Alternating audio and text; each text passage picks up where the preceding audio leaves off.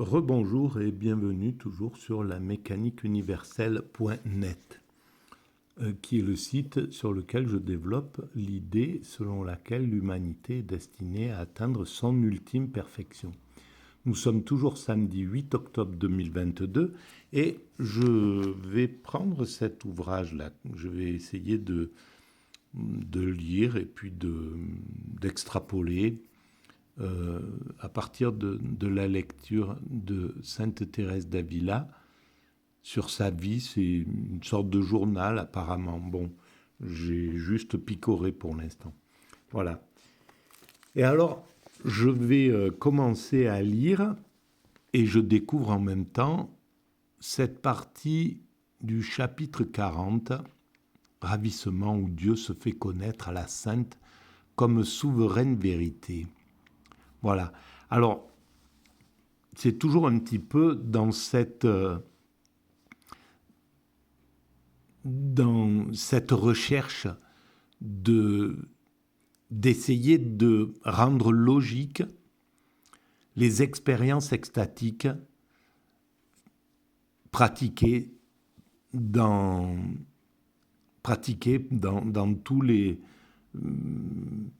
par toutes les qu'on retrouve en fait dans toutes les grandes spiritualités, dans l'hindouisme, dans le bouddhisme, dans le christianisme, voilà, dans l'islam, comme avec le soufisme par exemple, dans le judaïsme avec l'hassidisme, voilà. Et donc, j'essaie d'expliquer le plus clairement possible ce qu'est cet état d'extase. Pourquoi d'abord j'affirme que l'humanité est destinée à atteindre son ultime perfection, la paix universelle, enfin une perfection technique, sociale, psychologique, etc., mais qui n'a de sens, qui ne trouve son sens que parce que dans cet état de perfection, dans quelques siècles, quand l'humanité aura atteint cet état-là, l'homme, les humains, feront l'expérience de l'extase facilement. Pour l'instant, elle est difficile pour nous. Et elle est même par exemple, dans le judaïsme, dans l'hassidisme, c'est mon interprétation, il faut quand même bien se plonger dans les choses, parce que moi j'ai une vision très superficielle peut-être des choses, ou intuitive, on va dire. Et donc, dans le judaïsme, il y a évidemment cette expérience, mais elle n'est pas préconisée. Le monde, il faut agir dans le monde. Et à travers la contemplation, l'extase qui conduit à la contemplation, on finit l'action, on n'a plus envie de l'action.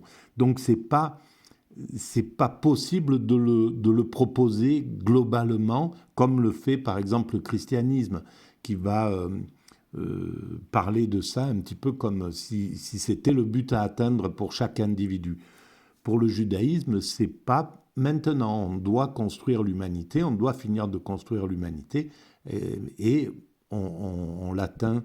Et pour atteindre cet état, mais parce qu'il est bien conscient que cet état existe, c'est bien compris dans le judaïsme également, mais voilà, il est actuellement, il faut travailler, il faut construire l'humanité. Tant qu'on est dans des hommes constructeurs, on ne peut pas rechercher cette expérience. Si on l'a fait accidentellement, c'est une chose, mais ce n'est pas quelque chose qu'on doit rechercher au moins globalement. Et c'est pareil, par exemple, dans l'islam, voilà, il y a des veines comme ça, le soufisme, mais c'est des éclaireurs, c'est les éclaireurs de chaque religion qui font ces expériences-là, qui décident de vouer leur existence à cette expérience-là et d'en ramener l'expérience, de la transmettre aux personnes de leur communauté ou même au-delà. Hein, voilà. Donc, c'est une expérience. C'est ce que fait Sainte Thérèse d'Avila. Voilà, Thérèse d'Avila, elle fait ces expériences-là et elle en fait un journal. Elle veut transmettre cette sensation. Voilà. Donc, je vais lire. Je ne sais pas si ça parle de ça, hein, vraiment, mais on verra. Voilà, c'est le hasard qui conduit la lecture. Un jour, inondé dans l'oraison de délices excessifs et me réputant indigne d'une telle faveur, donc elle était l'oraison des délices excessives, c'est l'extase en somme, hein, elle était dans cet état d'extase et elle se trouve indigne d'une telle faveur. Ça veut bien dire que ce n'est pas un état ordinaire, c'est un état de jouissance absolue et donc elle est bien consciente de ce qu'elle est en train de vivre physiquement. Voilà, c'est pas comme si elle disait je suis plongé dans un bonheur intense, mais voilà, c'est pas à ce niveau-là. C'est quelque chose de vraiment autre chose, qui est une sorte de faveur. Voilà, elle le dit bien sous la forme de faveur. Je considérais à combien plus juste titre je méritais la place qui m'avait été montrée dans l'enfer. Sans doute elle avait souffert avant, je ne sais pas, et dont la vue, comme je l'ai dit, ne s'efface jamais de mon souvenir.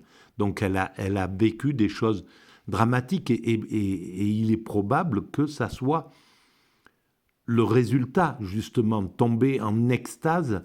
Je pense que bien des gens qui connaissent l'horreur de la guerre ou l'horreur de quelque chose d'extrêmement dramatique, derrière, il y a un état comme ça, quand ça s'arrête, quand un état qui plonge dans l'extase. Ça vaudrait le coup d'interroger un peu les gens qui ont vécu des traumatismes comme ça, intenses. Qu'est-ce qu'ils ressentent derrière ça? Voilà, c'est mon explication. Et dont la vue, comme je l'ai dit, ne s'efface jamais de mon souvenir. Cette pensée m'enflamma d'une nouvelle ardeur et j'entrai dans un ravissement que je ne puis exprimer. Voilà, alors, on ne peut pas exprimer ce qui se passe dans l'extase. On peut, bien sûr, c'est ce que je fais sur mon site, La Mécanique Universelle. J'essaie d'expliquer ce que c'est que l'extase au niveau physique, qu'est-ce qu'on ressent, parce que j'ai fait cette expérience qui a duré une semaine, voilà, au tout début peut-être un mois après avoir découvert cette théorie-là. Mais bien sûr qu'on peut l'exprimer, mais c'était compliqué pour elle de l'exprimer de façon méthodique ou scientifique, organique, médicale. Dire, voilà, je suis dans cet état, mon corps, je ressens ça, je ressens du plaisir dans tous mes membres, à tous les centimètres de ma peau. Chaque fois que je respire, c'est une jouissance absolue. L'air qui effleure mon visage ou ma main ou quoi que ce soit, c'est de la jouissance absolue. Les idées qui passent dans mon esprit sont que de l'amour absolu et donc de la jouissance absolue. C'est pas facile de l'exprimer à part avec ces mots qui sont difficilement croyables pour quelqu'un qui ne s'intéresse pas réellement à ça.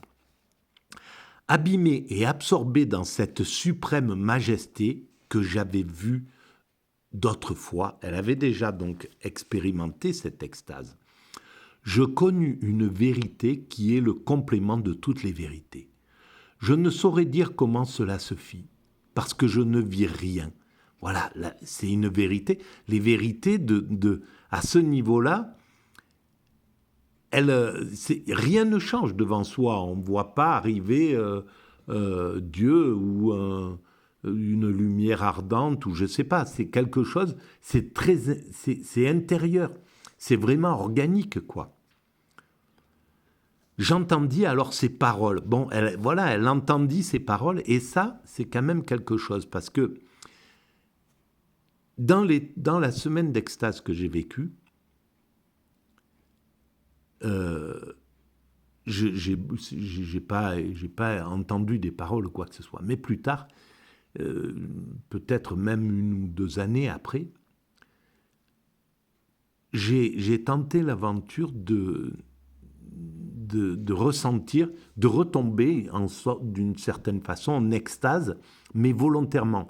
La première fois, c'était accidentel, je ne savais pas ce qui m'est arrivé, ce qui m'est arrivé. J'ai vécu cet état d'extase qui a duré 1 semaine, et 1 ou 2 mois après, j'ai pris conscience, en réfléchissant à ce qui s'était passé, j'ai dit, mais bon, j'étais en extase, alors, et pourquoi qu'est-ce qui s'est passé? J'ai fait le lien avec tout ce que j'étais en train de travailler. Pourquoi il fallait que je fasse cette expérience? Pourquoi j'ai eu cette grâce, entre guillemets, de vivre ça, c'était important. Et donc, j'ai reproduit ce schéma. Il est pas si compliqué à faire, en définitive. Il faut amener de l'amour au niveau du plexus, vider son esprit et amener vraiment de l'amour sur cette position-là. J'avais la main et j'ai fait une vidéo, je pense, j'ai fait plusieurs vidéos comme ça. Je ne sais pas si elles sont en ligne ou si je les ai mises juste qui ne sont pas visibles par tout le monde. Je ne m'en rappelle plus. Parce que, bon voilà, ça fait un peu, c'est un peu... voilà, j'avais un peu peur que ça fasse un peu ulucubré. Bon, bref, je ne sais pas, voilà, que ça fasse un peu fou, quoi. Et en fait, je voulais expliquer ces choses. Et dans cet état-là, j'ai laissé mon esprit parler. J'ai laissé mon esprit parler. Et en fait, j'ai fait comme une sorte de dialogue qui s'est imposé à moi. Je n'ai pas cherché, je connaissais... C'est venu, ça s'est imposé à moi. Donc, j'ai commencé à poser des questions, comme si je posais des questions au divin. Et le divin répondait, je parlais, dans cet état de léthargie où je parlais comme ça, dans un état complètement relâché. Et quand on fait juste cette expérience de parler comme ça, on ressent quelque chose physiquement, d'ailleurs. Là, je suis en train de faire cette expérience. Voilà, c'est praticable. Parler tout doucement, respirer très lentement, parler comme ça et vider son esprit. Bref, voilà, être dans cet état. J'en sors parce que je sens que je pourrais y rentrer en réalité. Et donc, dans cet état-là, j'ai laissé mon esprit circuler, comme ça, vide, et je dialoguais avec quelque chose qui était comme si c'était le divin. Mais moi, j'ai pas, voilà, je ne suis pas attribué à une religion. Je suis né par accident chrétien, mais je suis de toutes les religions. Je suis aussi bien, j'aime toutes les religions et je pourrais être de toutes les religions en réalité. Et s'il existait un moyen d'être tout à la fois, je le prendrais sans aucune difficulté. Donc, ça s'est imposé en fait, ce dialogue. Et après, plus tard, longtemps après, j'ai vu qu'il y a des gens qui ont vécu des dialogues avec l'ange ou des choses comme ça et qui l'ont relaté. Et c'est pas des farfelus. Et là, quand elle entend quelque chose, c'est juste parce que dans cet état-là, en fait, on est vécu par une puissance au-dessus. Alors elle voit comme la forme du Dieu chrétien, peut-être Jésus-Christ, ou je ne sais pas, peu importe. Donc, il est typé, il est genré, mais en fait, ça pourrait voilà, c'est pas ça qui est important en réalité. Donc, sans voir qu'il est proféré, mais comprenant que c'était la vérité elle-même. Donc, elle entend des paroles. Ce que je fais pour toi en ce moment n'est pas peu. C'est une des plus grandes faveurs dont tu me sois redevable, car tous les malheurs qui arrivent dans le monde viennent de ce qu'on n'y connaît pas clairement les vérités de l'Écriture, dans laquelle il n'est pourtant pas un point qui ne doive s'accomplir. Voilà, alors, elle voit le message, je, je te donne je te donne cette expérience extatique, et la vérité que je te donne, c'est tout ce qui est écrit dans les livres sacrés, et on peut l'étendre à toutes les religions. Tout ce qui est écrit dans les livres sacrés s'accomplit finalement, mais pas les choses ordinaires, telles, voilà, les choses il faut délester les livres sacrés des choses qui correspondent à l'époque où elles ont été écrites, à l'époque où la Bible a été écrite. Voilà, il y avait des choses qui étaient agressives pour tel ou tel autre groupe, pour les païens, etc.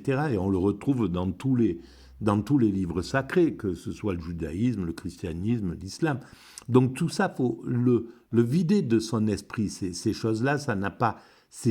voilà, ça n'a aucun intérêt dans les livres sacrés. Ce qui doit s'accomplir, c'est les choses fondamentales.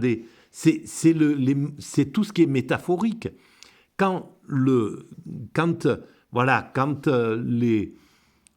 christianisme dit qu'on ira vers l'apocalypse, c'est-à-dire la compréhension des choses, et puis le fait que l'amour se pose sur terre et tout. Bien sûr qu'il n'y aura pas des cavaliers comme on le voit, ou je ne sais pas, habillés comme à l'époque où ces livres ont été écrits. Mais le fond est bon, le fond est juste. Et le fond dans l'hindouisme qui parle des mouvements circulaires, où on va vers une corruption, le cycle de l'humanité va vers sa corruption, puis va vers sa perfection, et ben c'est ça qu'il faut retenir de ces choses, en fait. Et là, finalement, on se rend compte à quel point les choses s'accomplissent. Il n'y a pas de... C'est d'une intelligence, c'est peut-être de l'intuition, je ne sais pas, peu importe ce qu'on en dit. Voilà, moi je pense que c'est en lien avec le spirituel, avec le divin complètement, mais on peut dire que c'est juste des hyper-intuitifs pour ceux qui ne croient pas en Dieu. Mais en tout cas, les mêmes intuitifs qui ont imaginé les mythes grecs avec l'idée du labyrinthe et du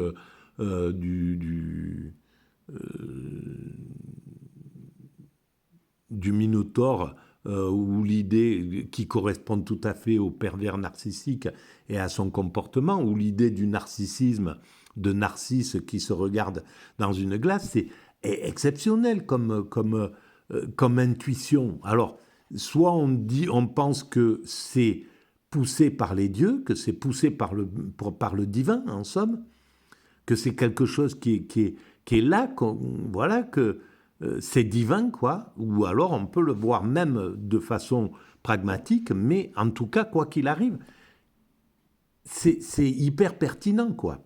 Et les livres sacrés sont hyper pertinents quand on les prend juste comme ça, même de façon vraiment pragmatique. Normalement, un athée doit pouvoir voir la merveille à travers le livre sacré s'il regarde les métaphores et qu'il comprend, qu'il les applique à la vie, quoi. Donc, il me semblait que je l'avais toujours cru ainsi, et que tous les fidèles le croyaient d'eux-mêmes. Mais il me fut dit, « Ah, ma fille, qu'il y en a peu qui m'aiment véritablement. » Alors, qui m'aiment, aimer Dieu. Dieu, si c'est l'amour, c'est aimer l'amour. Voilà, aimer l'amour de façon absolue. S'ils m'aimaient, je ne leur cacherai pas mes secrets. Sais-tu ce que c'est que de m'aimer véritablement ? Ben, c'est l'extase, en fait. Et le secret, c'est ce qu'on ressent dans l'extase. Si on aime l'amour, absolument, ce qu'il dit, s'ils m'aimaient véritablement, si on aimait l'amour à ce degré, l'amour pur, l'amour absolu, parce que c'est ça, tomber en extase. Si on aime vraiment l'amour absolu, qui est Dieu, qui est le symbole de Dieu, en fait, alors oui, on ressent le secret. Ce n'est pas un livre avec les clés de quelque chose, mais on comprend le fondement de la création. On comprend que la création, elle est l'œuvre de quelque chose qui a pour essence l'amour. Voilà, on comprend ça. On ne sait pas pourquoi. Même par-delà tout ce que... Alors que la vie ne représente pas du tout cette chose-là. On a l'impression que c'est la haine qui guide, que c'est, voilà, pour ceux qui croient au diable, que c'est le diable ou quoi que ce soit. Et quand on est en état d'extase, on comprend des choses qui est organiquement, c'est le corps qui comprend ces choses-là. On n'est pas... parce que les mots qu'elle emploie à ma fille, etc., ou des choses comme ça, c'est ou Dieu, ou je ne sais pas comment elle l'appelle, mais c'est genré, bien sûr. Mais en fait, le fond est là. Bon, je m'exprime mal et je suis un peu trop euphorique. Enfin, euphorique, je suis un peu trop... Voilà, bon, bref. Sais-tu ce que c'est que de m'aimer vraiment? C'est ça, véritablement. C'est de bien comprendre que tout ce qui ne m'est pas agréable n'est que mensonge. Alors, ce qui est agréable au principe créateur, à Dieu, c'est le bien, en fait. Si on se comportait réellement, c'est-à-dire d'être dans un état où on a enlevé toutes nos mauvaises pulsions. Les pulsions sont parties, les pulsions sont dans l'ego. Dans l'extase, les pulsions, l'ego a disparu. Donc il ne reste plus que l'amour, en fait. Plus que l'état d'amour. Parce qu'en fait, le désir de copuler, le désir de dominer, le désir voilà, tous les désirs ordinaires de la vie, voilà, sont partis. L'orgueil, toutes ces choses-là, tout ce qui est dans l'ego, tout ce que l'ego comporte et qui sont nécessaires pour construire l'humanité, toutes ces choses-là ont disparu dans l'état d'extase. Et alors, effectivement, tout ce qui n'est pas agréable, c'est dans l'ego. Donc, si on perd l'ego, on n'est plus dans le mensonge, on est dans ce que veut Dieu, en définitive, ce que veut le principe créateur. Et si on correspond exactement à cet état d'esprit, on est dans un état d'extase et la vérité nous vient aux organes.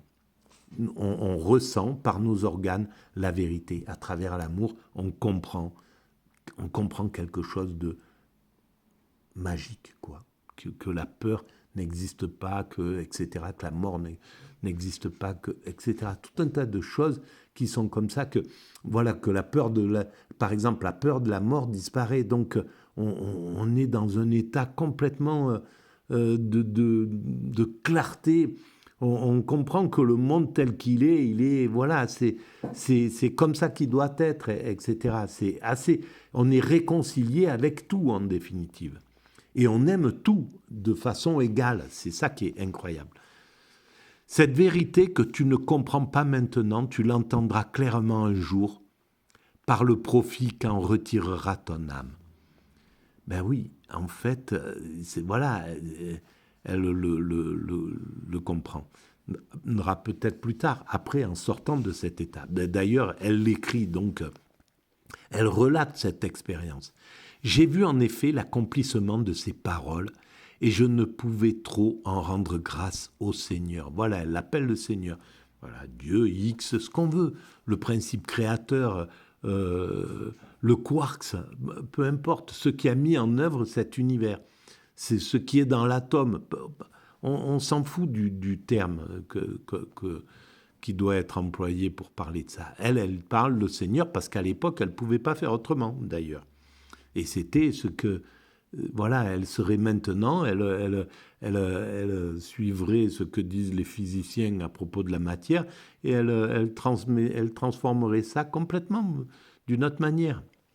Car depuis cette extase, je ne saurais dire jusqu'à quel point je découvre la vanité et le mensonge de tout ce qui ne tend au service de Dieu, c'est-à-dire tout ce qui n'est pas dans l'extase, tout ce qui n'est pas contemplation, c'est-à-dire tout, en fait. Tout le reste est vanité, mensonge, mais ça serait pas les termes, mais c'est illusion, en fait, qu'on pourrait dire. Parce qu'en fait, toutes ces choses-là sont illusoires, mais il faut croire à cette illusion, il faut la vivre, il faut vivre cette illusion pour pouvoir aller bosser, faire ses trucs, construire sa maison, tomber amoureux, vouloir des enfants, bref, construire le monde. Il faut accepter cette illusion, il faut croire à cette illusion. C'est ce que j'écris sur la mécanique universelle. Le monde c'est une illusion tel qu'il est construit. Voilà, rien que de façon atomique, c'est une illusion. Mais une illusion à laquelle on doit croire. Voilà, c'est tout. Et ça, c'est le paradoxe, le beau paradoxe. Donc, où est-ce que j'en suis et le mensonge de tout ce qui ne tend au service de Dieu. Et le service de Dieu, c'est juste c'est juste être en état d'extase, c'est-à-dire en contemplation, c'est-à-dire juste jubiler de l'instant présent. C'est ça, être au service de Dieu. Mais en même temps, on doit aussi être au service de Dieu quand on construit l'humanité, mais d'une autre façon. Ni jusqu'où va ma compassion pour ceux qui ignorent cette vérité. Voilà, bien sûr, on ne peut qu'être en compassion parce que c'est accidentel, on rentre dans cet état d'extase, on n'a aucun mérite. Il n'y a pas de plus de mérite que n'importe... D'ailleurs, humainement, on n'a pas plus de mérite que, voilà, le milliardaire, il n'a pas plus de mérite que le plus pauvre d'entre nous. Voilà, et c'est ce que j'écris sur la mécanique universelle, c'est-à-dire que voilà, le sociologue qui écrit sur les gens qui sont sans domicile fixe, il fait le même travail que le sans domicile fixe qui est au coin d'une rue. Ils agissent tous les deux pour éveiller le monde à ça. Voilà, il y en a un qui agit avec sa souffrance et l'autre par ses connaissances. Et il n'y en a qu'un qui est remercié, malheureusement, alors que les deux devraient être remerciés. Voilà. Mais bon, c'est comme ça, et c'est le truc. On dit la tour Eiffel, on ne dit pas la tour de Eiffel et de tous ceux qui ont travaillé, les ouvriers, les multiples ouvriers, ceux qui l'entretiennent, ceux qui ont conçu le truc, les autres architectes, ceux qui ont extrait la ferraille de la mine, etc., etc. Normalement, ça devrait être ça si on était vraiment conscient des choses. Mais bon, on a besoin, justement, c'est l'ego qui parle comme ça, qui a besoin de distinguer, de mettre des choses à l'honneur, etc. Bon, ça marche comme ça, c'est la vie. Alors, j'en tirais plusieurs autres avantages. Je ne vais en rapporter que quelques-uns parce que, pour le plus grand nombre, les termes me manquent absolument. Voilà, c'est clair. Mon adorable maître me dit dans ce ravissement une parole de tendresse très particulière. Voilà, elle dit mon adorable maître, mais les soufis parlent de la même façon. Les grands spirituels du judaïsme qui travaillent dans les écoles qui travaillent sur le Talmud, ils pensent la même chose de Dieu. Les bouddhistes, ils pensent la même chose de Bouddha, etc., etc. C'est quelque chose, c'est normal. Voilà, c'est juste une question d'amour vers quelque chose qui nous transcende. Voilà. Donc mon adorable maître me dit dans ce ravissement une parole de tendresse très particulière. J'ignore comment cela se passa, car je ne vis rien, mais elle opéra en moi une transformation que je ne puis non plus expliquer. Je me sentis armé d'un courage invincible pour accomplir de tout mon pouvoir jusqu'aux moindres choses que l'Écriture sainte nous ordonne. Et il me semblait qu'il n'y avait rien au monde que je ne fusse prête à faire pour témoigner à Dieu ma fidélité en ce point. Mais ça, c'est parce que dans cet état, on a un courage inouï. Tout simplement parce qu'il n'y a pas de peur, c'est tout. Le courage, c'est juste la peur qui s'en va. Et s'il n'y a plus aucune peur dans l'existence, eh ben on a un courage, une énergie, mais une énergie calme, lente, l'énergie des baleines, quoi, hein, l'énergie de voilà qui peuvent traverser tous les océans à un rythme comme ça dans cet état.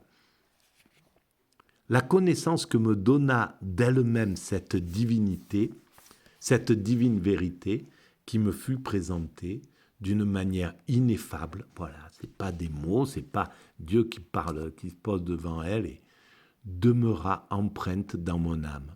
Elle me pénétra d'un nouveau respect pour Dieu, me manifestant sa majesté et son pouvoir à une lumière si vive qu'elle ne se peut exprimer.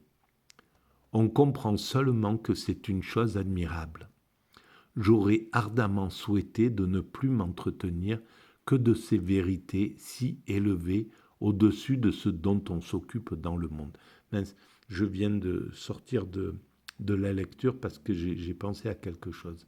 Voilà, je suis désolé, je suis même en retard dans ce que je dois faire. Voilà, je suis désolé, je vais arrêter là. Déjà, ça fait 30 minutes, c'est bien. Et on continuera cette lecture, il y a 2 ou 3 pages là. Comme ça, j'ai vu qu'ils peuvent être intéressantes. Voilà. Allez, je vous souhaite un bon moment de vie. À bientôt.